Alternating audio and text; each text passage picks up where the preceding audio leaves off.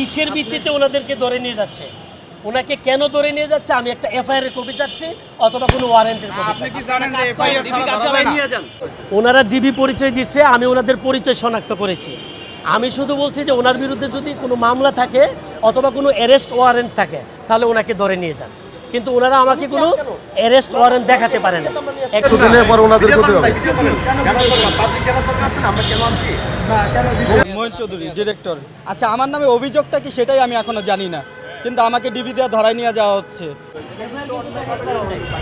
কিন্তু আপনি এটা তো ভিডিও করেন, ওনারা কিন্তু কোনো এফআইআর দেখাতে পারে নাই, ওনারা কিন্তু কোনো এফআইআর দেখাতে পারে নাই।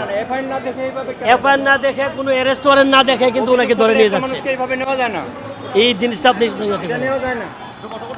তার বিরুদ্ধে একটা কগনিজেবল অফেন্সের একটা কমপ্লেইন আছে। হ্যাঁ, এটা আমরা আসলে জানি না, আমাদের স্যাররা জানেন।